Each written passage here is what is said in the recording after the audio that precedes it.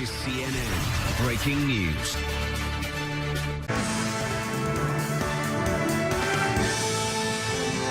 Hello again, everyone, and thank you so much for joining me this Saturday. I'm Frederica Whitfield. All right, we begin this hour with the aftermath from a turbulent day of highs and lows for the president. Today, Mr. Trump is breaking his silence about the stunning guilty plea by his former national security advisor. Michael Flynn now admits he lied to the FBI about his contacts with the Russian ambassador. And this morning, the president brushed off any suggestion that Flynn's cooperation with the special counsel could lead to problems for him or his inner circle. No, I'm not. And what has been shown is no collusion. No collusion. There's been absolutely no collusion. At the same time, the president is touting an important victory for his legislative agenda after Republican senators narrowly passed a major tax overhaul overnight. The Tax Cuts and Jobs Act, as amended, is passed. Well, this is a great day for the country. It's been 31 years since we've done comprehensive tax reform. We have an opportunity now to make America more competitive. All right, no Democrat voted for the bill, and every Republican voted yes, except for one, Bob Corker. Democrats complaining that Republicans did not give them enough time to read the rewritten version of this sweeping legislation. This is your government at work. Here's the bill as it's written. Here's the modifications that are in it. I can read one word. It's called add this language. Can you tell me what that word is? If you can, you got better eyes than me. This is unbelievable. The president, though, is hailing the Senate passage of the tax bill as a major victory. And right now he's actually in New York, where he is soon to be attending a fundraiser. That's where we also find our Boris Sanchez. So, Boris, we heard from the president earlier who said no collusion. He doesn't seem worried at all. He does not, Fred, and according to sources at the White House, there is no reason to worry for the president, though other sources are telling us that this is a consistent issue, that there is worry that this is going to overshadow some of the president's achievements. And let's admit that passing this major legislative hurdle that is tax reform is an achievement for this White House. It's something that the administration had been working on for months. President Trump himself touring the country, touting the benefits of tax reform. He had also made several calls to lawmakers, even during the Thanksgiving holiday from Mar-a-Lago. He went up to Capitol Hill several times to speak to lawmakers one-on-one and push them on this, keenly aware of the political implications of a failure to reform taxes. As we heard from several Republican lawmakers, including Lindsey Graham, during the lead-up to this vote, not passing tax reform would have devastating consequences for Republicans in next year's midterm elections. The president alluding to how now this passage may hurt Democrats next year during a speech to Republican supporters here at a lunch in New York. Here's more of what the president said. And last night, out of 52 Republican senators, 51 voted. And we ended up doing it, and we didn't need our great vice president to break the tie, Mike. We didn't need Mike. We didn't need anything. We voted. The Democrats left before the vote was even, somebody said started. Somebody said before it was over. I don't even care. But we got no Democrat help, and I think that's going to cost them very big in the election because basically they voted against tax cuts. Fred, the president has two more events here in New York scheduled for later today before he heads back to Washington. Those are closed to the press, though we may have an opportunity to ask him about the news that former National Security Advisor Michael Flynn has not only pled guilty, but is apparently working with the special counsel later today when he returns to the White House. We should note, though, on the subject of working with Democrats, government funding dries up by December 8th. And as you know, Fred, earlier this week, the president was scheduled to meet not only with the Republican leadership in Congress, but also with Chuck Schumer and Nancy Pelosi. That did not happen, but there is still expected to be some kind of negotiation between the two parties before December 8th, when government funding dries up, to try to get some kind of agreement on not only a spending bill, but also on raising the debt ceiling and other negotiating chips that are potentially at stake, including a solution to the issue of Dreamers, funding for child health insurance programs, etc. So despite the president's sort of attack here on Democrats, he will have to sit down across the table with them soon and negotiate before the government potentially shuts down, Fred. All right, Boris, still a lot at stake. Thank you so much in New York. All right, let's discuss some of these developments now with our panel. Joining me to discuss this is Josh Rogan, a CNN political analyst and a columnist for The Washington Post. Asha Rangappa is a CNN legal and national security analyst and a former FBI special agent. And Karun Demujian is a CNN political analyst and a correspondent for The Washington Post. Good to see you all. All right, so Josh, let me begin with you. You know, President Trump says he's not worried about Flynn's guilty plea and his cooperation with the special counsel Mueller because there was no collusion, says the president. Is it that simple? Of course, it's not that simple. And while we don't know if there was any collusion between the Trump team and the Russians during the campaign, we have new confidence now that we'll get to the bottom of it.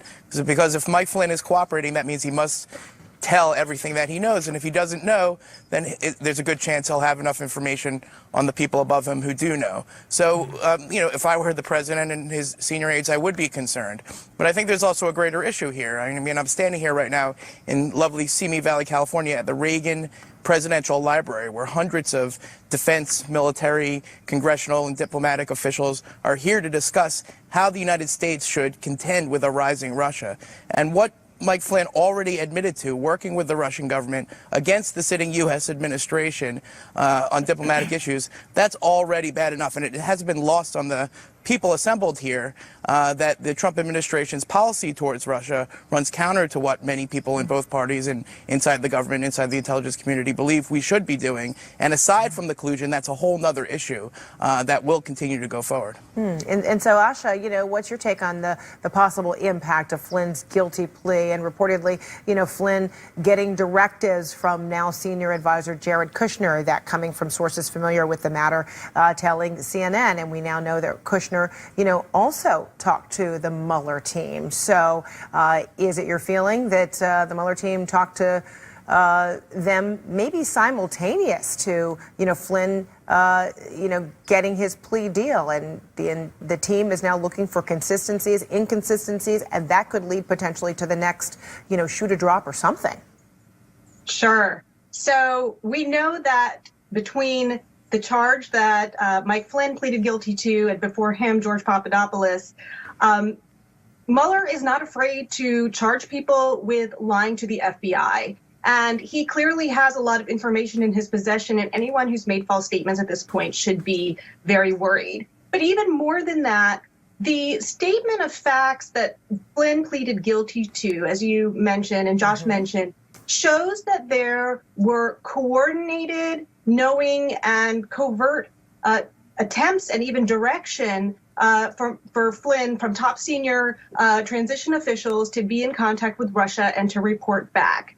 So that's not a smoking gun for collusion, but in criminal terms, collusion is conspiracy. It's an agreement to commit a crime, and what you're starting to see take shape is at least a knowing agreement among at least a few people, and that directly contradicts what the White House has been saying so far. Right. And, you know, and to that point, I mean, the whole directive issue, we just saw a tweet from the president today talking about the Secretary of State and saying essentially, you know, I call the shots. And there is a feeling that even during the campaign that nothing is going to happen unless then candidate Donald Trump, or now president, if the same kind of conversations were taking place after inauguration, that he would have to know about it. So Mueller is trying to find out, you know, what kind of directive may have come from a Donald Trump. I mean, ultimately, that is what investigators are trying to determine, right, Asha? And does this help get closer to that?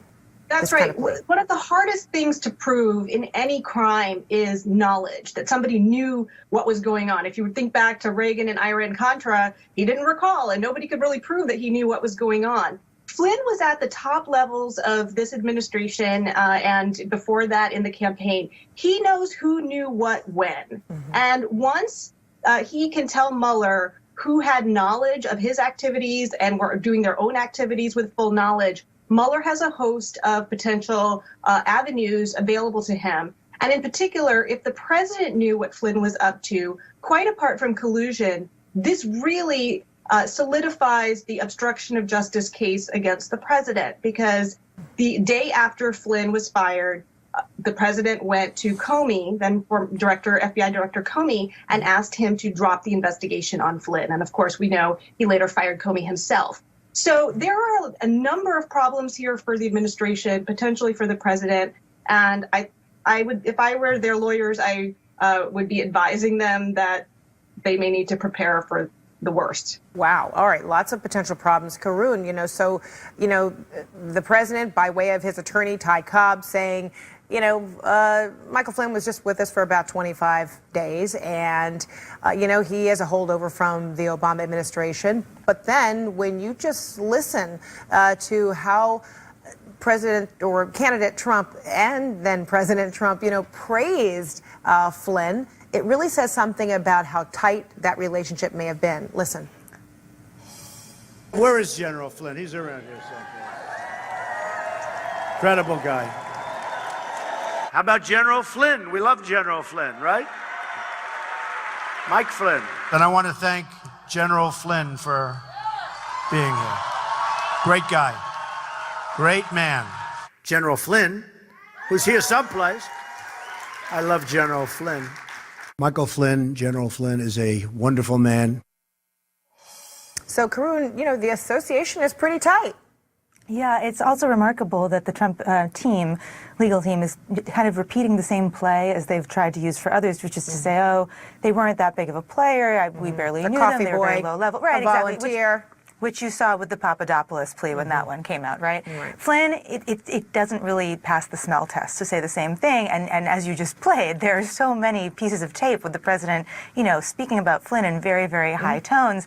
And you know that they were close. You know that Flynn was a very close supporter and very influential advisor. And that could backfire, right? Couldn't that make Flynn feel, wait a minute, are you kidding me? Oh, I'm going to shed a little bit more light on this. Well, if he has more light to shed, true. I mean, it's a question of, if he, certainly he is going to be talking to lawyers, and he's going to be in the thick of this now as he discloses what he can, connects the dots that he knows how to connect. And then the question is, those dots that he connects, those people then are going to have other dots to connect, potentially going up to the Oval Office itself. So, Flynn's role in the story of Trump's rise to the White House has been well established for a long time. To turn around and try to say, oh, he really wasn't that big of a player because he wasn't around that long in the National Security Advisor role is not. I think it's going to be a difficult line to sell, both to the public and definitely to the legal entities involved in now trying to press this further and see where it goes. Yeah, and so Josh, that burning question remains. I mean, you've got a guilty plea, but why did he lie in the first place? Why did he lie to the FBI? He knows how the game is played. He's not new, to this whole rodeo of the inner workings of the intelligence community of Washington. He is a general, who served proudly, and he would take such great risk to lie to the FBI. A big why on that. Well, yeah, we can't know why General Flynn decided to lie to the FBI. We know that it was a horrible mistake that he'll be paying for the rest of his life. What it suggests is that there is more that he didn't want to tell the FBI, that telling the truth about these interactions would lead to. Let's remember that General Flynn wasn't just the foreign policy advisor for candidate Trump. He was directly involved in all of the transition team and early administration outreach to foreign countries. He was in charge of it. And what else was going on between the U.S. and Russia? This could just be the tip of the iceberg in those interactions. Now, that doesn't mean it speaks to the collusion regarding hacking of the U.S. presidential election, but let's remember the Trump team had a broad idea here that they were going to reinvent U.S.-Russia relations in a fundamental way. Now, that hasn't panned out, but that's what General Flynn was working on. And to me, that's as big of a part of the story as anything else. Right, and of course, if he doesn't share everything, that 6 months in jail, it could get much bigger. The son who hasn't been charged could potentially see some charges because as far as we know, right, Asha? That's part of the kind of plea deal. Give a little something, get a lot, and, you still have to give up. He's, Mueller left a lot of potential. Go ahead. Go, Asha, real quick. Let's remember that this wasn't the only thing that General Flynn was... I'm doing a terrible job traffic hopping here. Okay, Asha, you first, then Josh. Yeah, so I just want to point out that Mueller left a lot of potential charges off the table. These include charges that could relate to the Foreign Agent Registration Act. Right. There were allegations that Flynn had been involved in a kidnapping plot, which could potentially, if he had evidence of that, could lead to 20 years in prison. So these, he has the option to potentially bring other charges if Flynn doesn't cooperate fully. Okay. And he's also prepared for a pardon because some of those charges can be brought under state law. Oh, boy, we're going to talk about that some more. Josh, real quick, we got to go after you. Yeah, and General Flynn wasn't just lying about this. He misrepresented his activity on a host of different issues, his work for his company, a lot of the projects he was representing. And let's also remember that there are now a series of top Trump administration officials who have misled about interactions with Russia, including the president's son, the president's son-in-law, the attorney general, and right on down. So what's the cover-up? I think that's the $64,000 question everyone wants to know. All right. Thank you so much, Josh, Rogan, Asha, Rangappa, and Karun Demirjian. Thanks to all of you. Appreciate it. Thank you. All right. Coming up next, more on the massive tax changes Republicans are planning, what impact it may have ultimately on the economy and America's middle class. That's next. Our Republican senators approved a sweeping tax overhaul in the early hours of the morning with a 51-49 vote that went mostly along party lines. Earlier, the president touted the victory while heading to New York. It was a fantastic evening last night.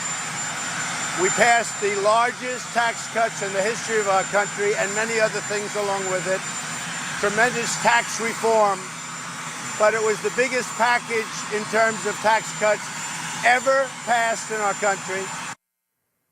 All right, biggest tax cuts in history. Critics say this plan is going to add $1 trillion to the deficit, but Republicans say it will ultimately pay for itself by growing the economy. Is that right?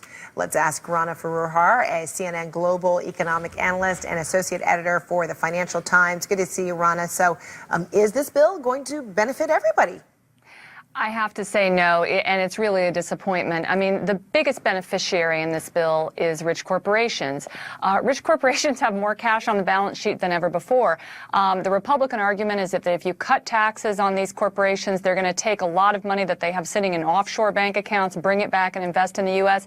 But there's just not a lot of proof in the last 20 years that that has happened. We did tax cuts in 2001 and 2003 after the financial crisis, and they did not create that kind of real growth that ends up paying for itself. Meanwhile, you are going to get a bigger deficit, and that's something that people on both sides of the political spectrum have been talking about. In fact, the congressional watchdog, the Joint Committee on Taxation, came in at the 11th hour, which is one of the reasons that passing this bill in the Senate took so long, and said, look, we're not buying these very optimistic growth projections that the Republicans are putting forward, and we think that this bill is going to create a bigger deficit. So you say that the big corporations or the wealthy really do benefit the most from this. So then who would take the biggest hit? Well, pretty much everybody else. If you look at the real underlying dynamics, and we often lose sight of this longer-term picture in talking about these moment-by-moment decisions, but real wage dynamics in the U.S., we haven't seen any growth in 20 years, right? The average American has not seen, in real terms, more money in their pocket in 20 years. Wage growth, despite all the efforts post-financial crisis, has still been really, really anemic. That's because we have real hard work to do. We need to reform our educational system. We need infrastructure investment. We need to raise productivity. These are tough things. They're not sound bites. They're not easy to do. They're not easy for politicians to talk about, but it's what's needed. All right, Rana Foroohar. Thank you so much. Good to see you. And you. All right, tomorrow on CNN, Jake Tapper sits down exclusively with Republican Senator Tim Scott on why he voted yes on this massive tax overhaul. That's tomorrow, 9 a.m. Eastern on State of the Union. And we'll be right back. All right, we're continuing to follow the latest developments in the special counsel investigation after former National Security Advisor Michael Flynn pleaded guilty yesterday Trump, in fact, just tweeting in the last few minutes saying this: "I had to fire General Flynn because he lied to the vice president and the FBI. He has pled guilty to those lies. It is a shame because his actions during the transition were lawful. There was nothing to hide." All right, so let's get back to kind of the timeline of how we even got to this point in terms of Flynn's contacts with Russia. December 22nd, 2016, according to court documents, General Flynn asks Russia Ambassador Sergei Kislyak to postpone that Security Council vote. December 29th, President Obama announces new sanctions against Russia, and Flynn asks Kislyak not to retaliate. December 30th, Russian President Vladimir Putin says he won't retaliate against U.S. sanctions. January 20th, 2017, President Donald Trump inaugurated. January 24th, Flynn lies to FBI investigators about his conversations with the Russian ambassador. January 26th, then acting Attorney General Sally Yates warns the Trump White House that Flynn was lying about calls with Kislyak.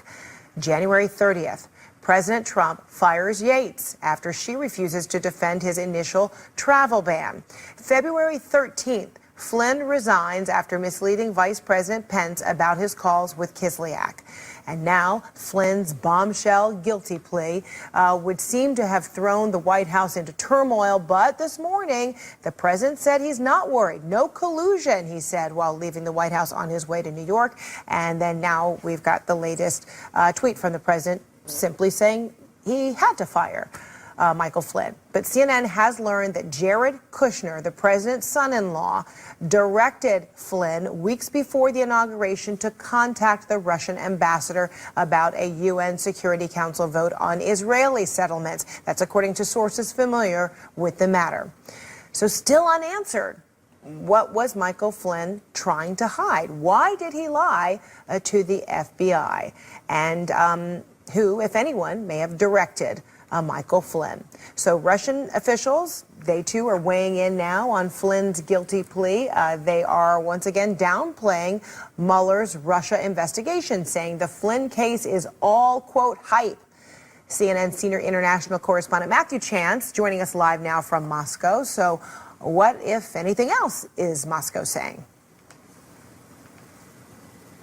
Well, you're right, Frederica. They're adopting the same line that they've adopted throughout this crisis in the relationship between the United States and Russia over the allegations of collusion and meddling in the U.S. presidential election of last year.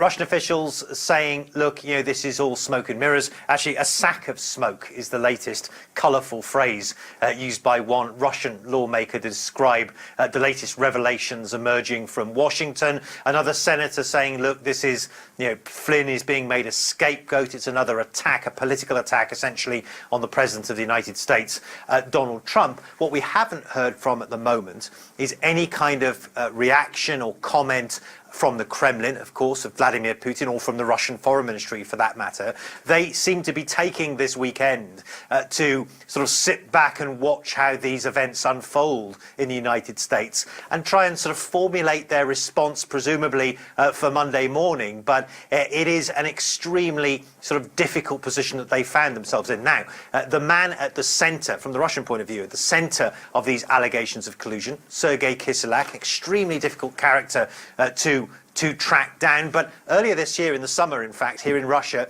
he's left his post in Washington as the Russian ambassador. But I did manage to track him down and to ask him some of those key questions about what the relationship was that he had with Trump transition team members. Take a listen.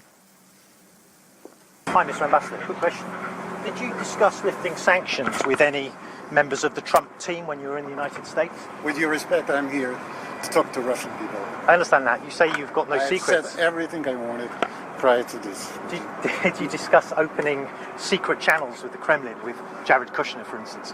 I've said many times that we do not discuss the substance of our discussions with our American interlocutors, out of respect to our partners.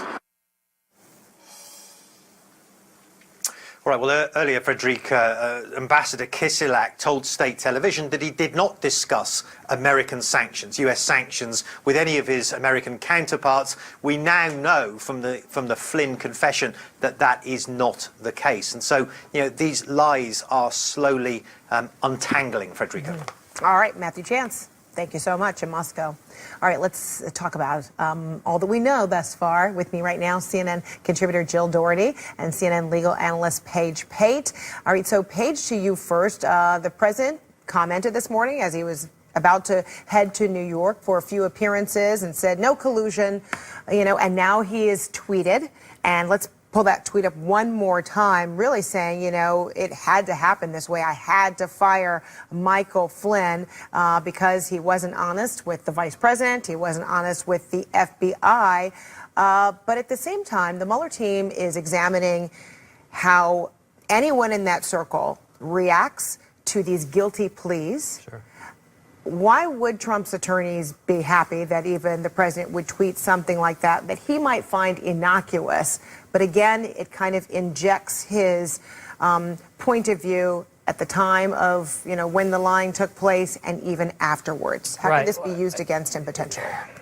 That's difficult to say, but I'm certain his lawyers are not happy about him tweeting about an ongoing criminal investigation. I mean, that's the first thing you want to do as a defense lawyer is make sure your client, even if he's not a target right now of the investigation, stay quiet. Watch what happens. Let it play out, and then decide how you're going to respond. So I don't think that was legal advice that led to the tweets. But what is really interesting... Because he even puts a marker, a dateline marker in there talking about, well, it happened in the transition. Right. Now, perhaps he's trying to be strategic with that because, number one, he's saying this happened back then and it was perfectly lawful. And he's also now starting to call Flynn a liar. He's going to go ahead and take the position that, hey, if this guy does say something about me and my team, he's not credible. You can't believe him. But what this tweet really raises is the question of why did he lie? If he didn't do anything lawful, if there was nothing, or unlawful, if there was nothing to hide, why did he lie to the FBI and put himself in this jeopardy? Right, Doesn't make sense. And that's the burning question. So then, Jill, two prominent politicians are calling Flynn, a scapegoat,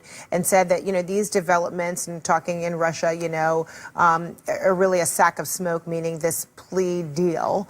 But at the same time, is it somewhat at all worrisome, given that Michael Flynn was at a table once upon a time, with Vladimir Putin? So there is some established relationship and interest between Flynn and Russia. Actually, on that point, the Russians would deny that. In fact, I was just checking an account online by Margarita Simonyan. She is the head of RT Television, and she specifically talked about that time that Flynn was at the table at the 10th anniversary of RT in Moscow, right next to President Putin. And she said, let me tell you about that. He was at the table. There was so much noise from all these videos that were playing. Nobody could hear what anybody else was saying. There was basically no conversation. And then she said, and President Putin didn't even know who Flynn was. This, again, was back in December of 2015.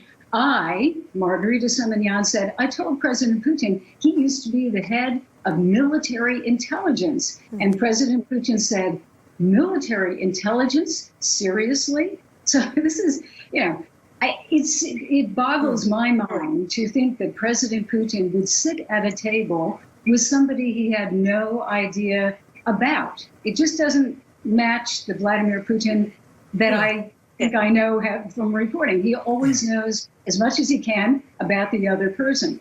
But I think, in a larger sense, the Russians don't right now want to get into details of this, especially, let's say, the legal ramifications. It's a can of worms for them, and it's a complicated story sometimes, even for Americans to tell.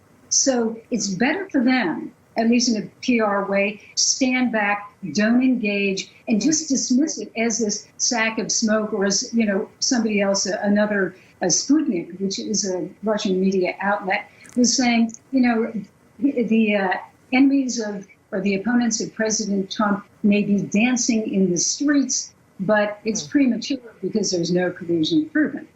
All right, so Russia trying to distance itself, from this investigation and any outcome, and the White House, too, is trying to distance itself, Paige, from Michael Flynn, even though we've got that tweet from President Trump earlier today saying, I had to do it, I had to lie. I'm kind of like, Paige out of his Apprentice, show, I had to do it. But now, his attorney has said, well, wait a minute, Michael Flynn, he was only, on the job for 25 days. He's a holdover from, the Obama administration.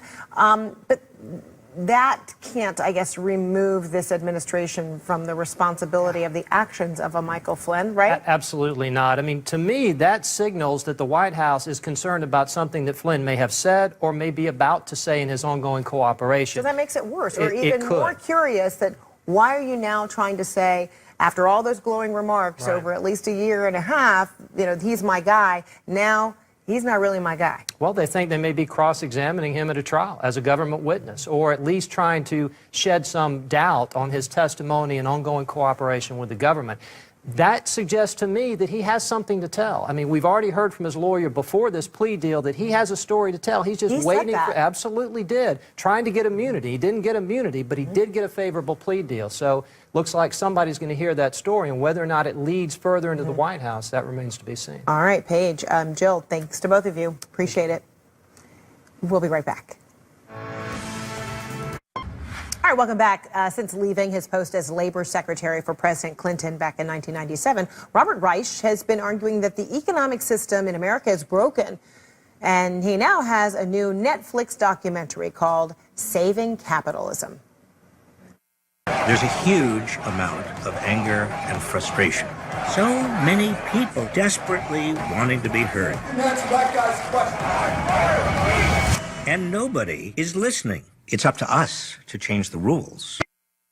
All right, I spoke to Reich and asked what message he wants to send to Americans who say they have been left behind. Well, there are two big political forces in America right now, and they're not Democrats versus Republicans. They're really anti-establishment Republicans, mostly authoritarian Republicans or Trump Republicans, and there are anti-establishment Democrats, mostly who voted for Bernie Sanders. Not clear who they will be supporting in the future, but it's the anti-establishment forces in America that are enraged and continue to be enraged about how the game is rigged against them, that are the most powerful and energetic forces in American politics.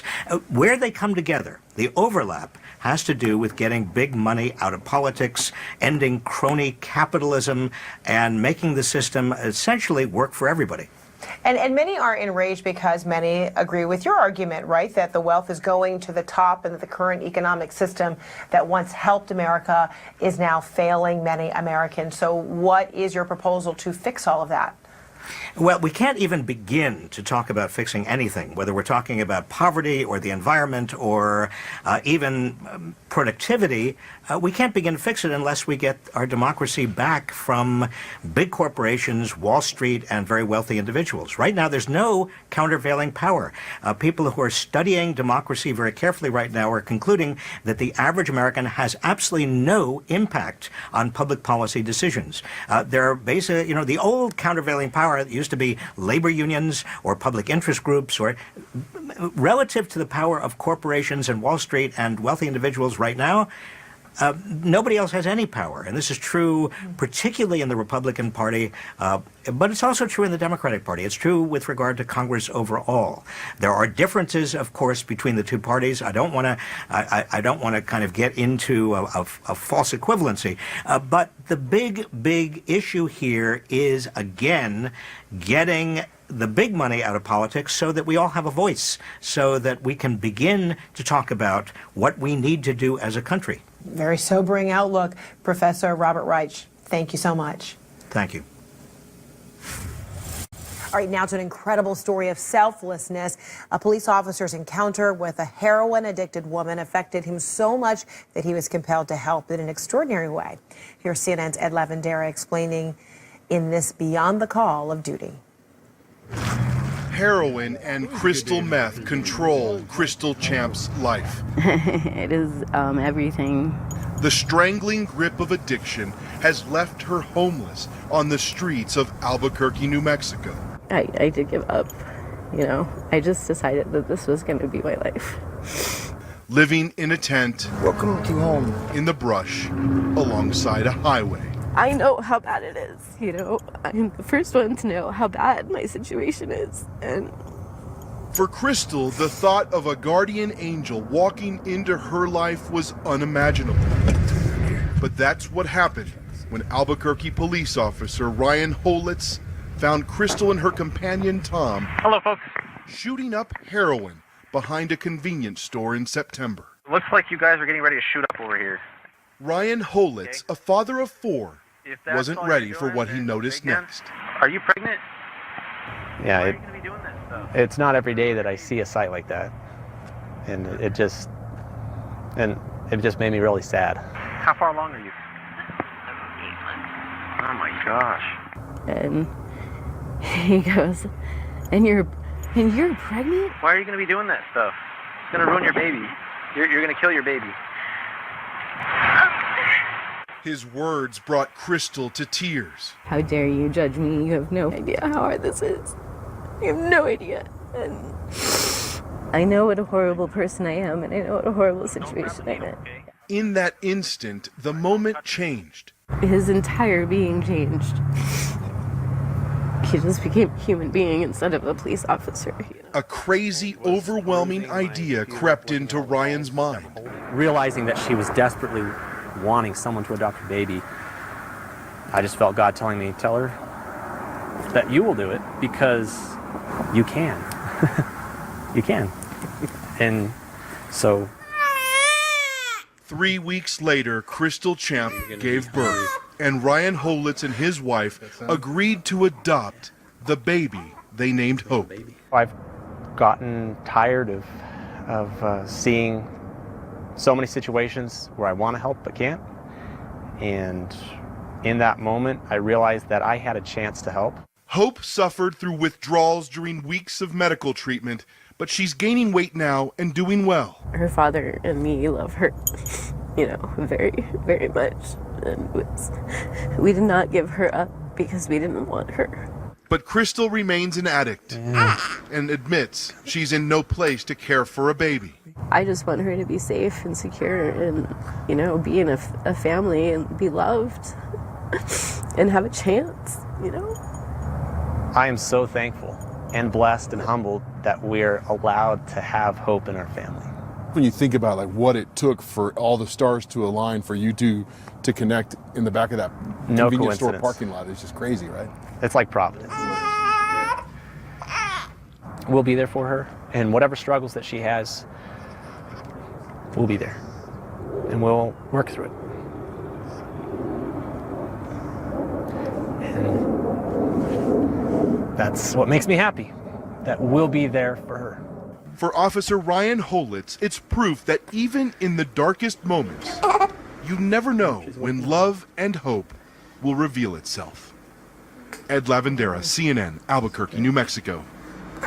Wow, he said that's what makes him happy. That's what makes him a hero. That's extraordinary. So much more straight ahead in the newsroom. But first, voting is now underway for the CNN Hero of the Year. And here's one of this year's top 10 heroes. We are so much more than just a body part. We can either lay down and let our circumstance overtake us, or we can stand up and take charge. Age 17, I was struck by a drunk driver. I vowed that once I got back on my feet, I would start a support group. 30 to 60 amputees get together once a month and share stories of strength and resilience. Doctors, case managers call me to provide individual support. And then also we will provide prosthetic limbs to those that have no access to any other options and resources. I met Ms. Mona the day before my surgery. When you stand and put pressure on it, is that easier for you? Yeah. She was telling me what I'm going to be able to do when I'm done and how she climbs mountains with one leg. She is like a superhero. She is walking. We are stronger than any circumstance that comes our way. Truly. Vote for Mona or any of your favorite top 10 heroes now at cnnheroes.com. CNN Heroes.